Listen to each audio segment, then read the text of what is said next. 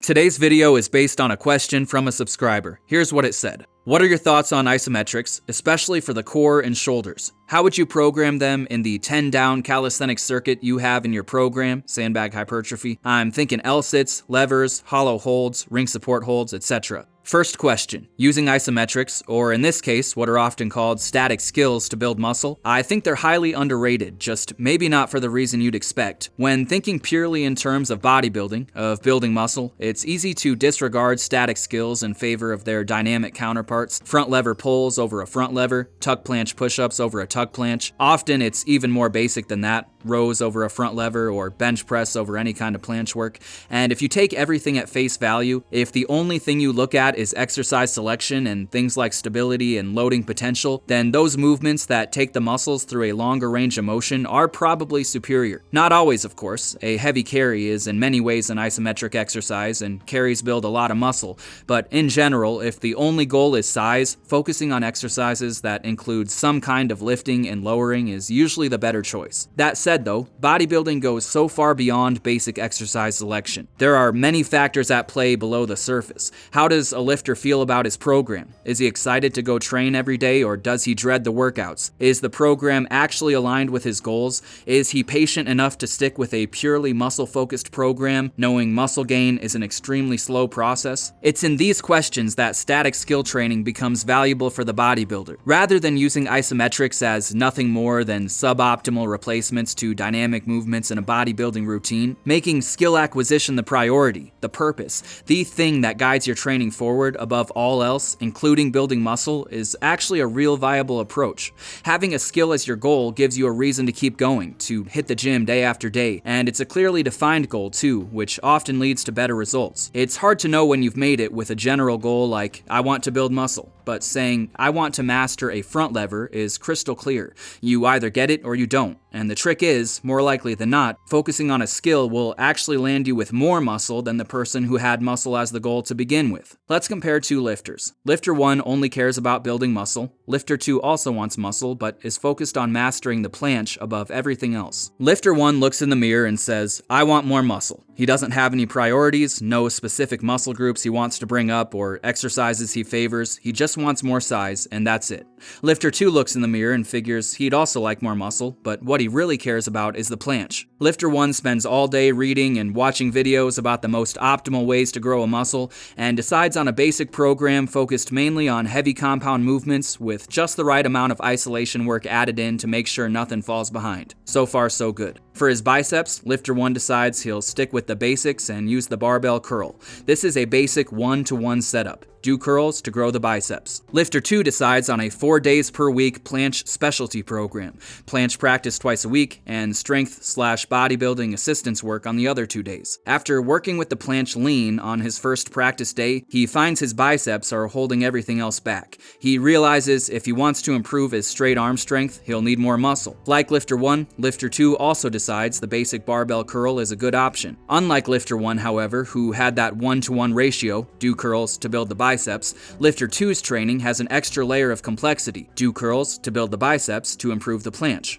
In both scenarios, our lifters end up with more bicep development, but the path leading there is different, and that difference is significant. Eventually, it will begin to show itself. With an extra layer of purpose, everything becomes more meaningful for Lifter 2. Everything he does is there to improve his planche. All roads lead to the planche. Because of this, not only is his training fun, skill training is fun, not only is the feedback loop much more noticeable, muscle gain is slow, and it might take a while before any noticeable changes show up, but improvements in the planche are instantly obvious, which makes Lifter 2 feel more motivated because he's rewarded more along the way, but it also gets rid of all barriers and guesswork. When the only goal is muscle, Lifter 1 might find he gets sidetracked a lot, trying new exercises, always feeling like something is missing, wondering why he doesn't have 20-inch arms yet, and searching for the solution in obscure curl variations no one actually does. But Lifter 2 knows what needs to be done. Taking his barbell curl from 75 pounds to 85 pounds led to a noticeable improvement in his straight arm strength. The strength increase improved his skill, so the path is clear. Take that curl from 85 to 95 and continue on. Without meaningful feedback along the way, Lifter 1 becomes blind to the big picture and ends up plateaued, hyper-focused on the wrong thing. Sure, his numbers are going up, but he doesn't care about that. He's in it for the muscles. Numbers are meaningless if the size isn't there. After months with virtually nothing to show, as I said, muscle gain is a slow process, Lifter 1 finally sees some actual growth in one muscle group, let's say the biceps, and latches on. Finally, something is happening. He ends up wasting a lot of time trying to push that strong point further at the expense of everything else. Just a bit more. I need another reward. If he'd only been a bit more patient, he would have seen growth everywhere, but patience and trusting the process is difficult. Continuing on when it feels like you have nothing to show for all your hard work is difficult. The truth is, if he'd only take a step back, he'd realize the best way to continue building his biceps would be to shift his focus to whichever muscle group is smallest. If you have decent arm development but chicken legs, for example, often the easiest way to take your arms even further would be focusing on the legs for a while, but he can't see that. Lifter 2 knows what to do right away. The biceps have caught up, but now he's having trouble keeping his lower back from rounding during the tuck planche hold. Time to focus more on good mornings and hyperextensions. This is why skill training works so well as a guide. Most advanced skills require you to be strong basically everywhere, meaning there can't be any weak links. Lifter 2 has a clear path ahead. Strengthen weak points as they show up, and practice the skill. Lifter 1 gets lost in the weeds and spins his wheels. Muscle gain as the goal was too broad. He had the right idea at the start, but without regular positive feedback, he gets lost along the way. Both methods work, but sometimes if your goal is building more muscle, as counterintuitive as it may seem, the best thing you can do is find a goal that goes beyond muscle and focus on that for a while instead. Your second question ties in great with this. How would I program isometrics or static skills using a 10-down rep scheme? Well, short answer, I wouldn't. I'll get to the why, but first I need to go a bit deeper into what training for a skill is actually like. The thing about mastering advanced skills is they kinda need to consume you. No one is gonna master a planche without getting a bit obsessed with it, at least most won't. Mastering a static skill is kinda like trying to squat 500 pounds. If you don't dial everything in, frequency, focusing on weak points, mastering technique, and come into every workout completely driven to get stronger and hold on to that goal for what will likely be years, you'll probably never squat 500. If the only thing you cared about was building your legs, you could find easier ways to get there, provided you don't fall into any of the traps Lifter 1 faced in the earlier example I gave. Even just getting your squat to 300 and increasing reps, or doing machines or other single leg stuff will make your legs grow, but if you want to squat 500, it's going to take something else, something more. The same is true of advanced calisthenics skills. Sure, an L-sit will build your core, but if you want to improve it and push it so far that you eventually master the advanced V-sit or the mana, it will take more than simply wanting muscle. With advanced calisthenics skills, you need to think of mastering the skill as number one above all else, and accept that muscle gain is a secondary benefit. Again, you will build a lot of muscle by training this way. Like I said, possibly even more than if you were hyper-focused on muscle from the start, but the skill needs to be your number one priority. That's why it works. When you're obsessed with one specific thing, you can guarantee there won't be any missed workouts, no wasted time at all. You'll do exactly what needs doing every single time you hit the gym. You wouldn't even consider the alternative. How does this tie into 10-down circuits? Well, first, to quickly summarize what a 10-down circuit is for anyone unfamiliar with the concept,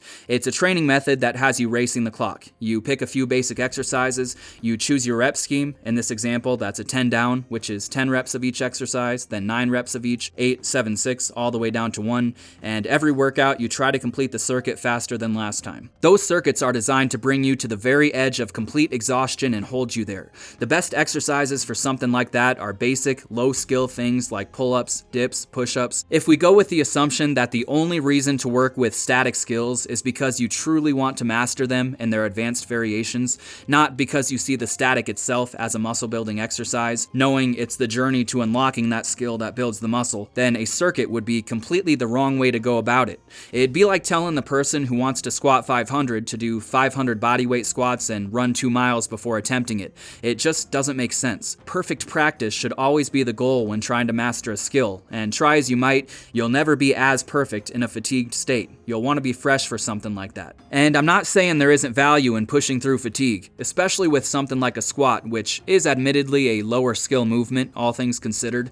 The skill in this example is squatting 500, not the squat movement itself. But with something as technical as a planche, my bet is on the guy who makes all practice perfect practice. And just as a side note, even if that didn't matter, it's been my experience that doing exercises for time in the middle of a circuit that's mainly focused on reps completely messes up the flow.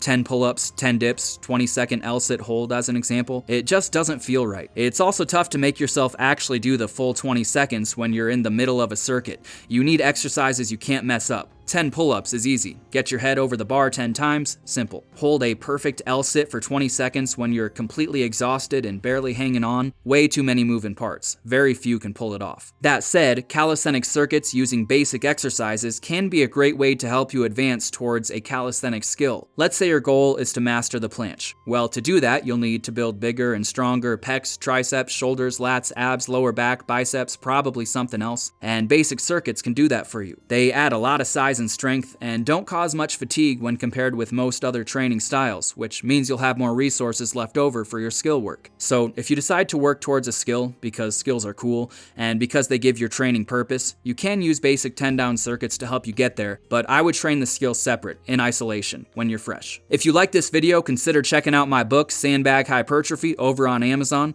It contains 2 complete training programs, each set up using the exact approach I outlined in this video. Focus on the sandbag to shoulder as your skill, use calisthenic circuits to build muscle and strength everywhere, as well as endurance and mental fortitude, and come out the other side a changed person. Link below. As always, thanks for watching, and I'll see you in the next one.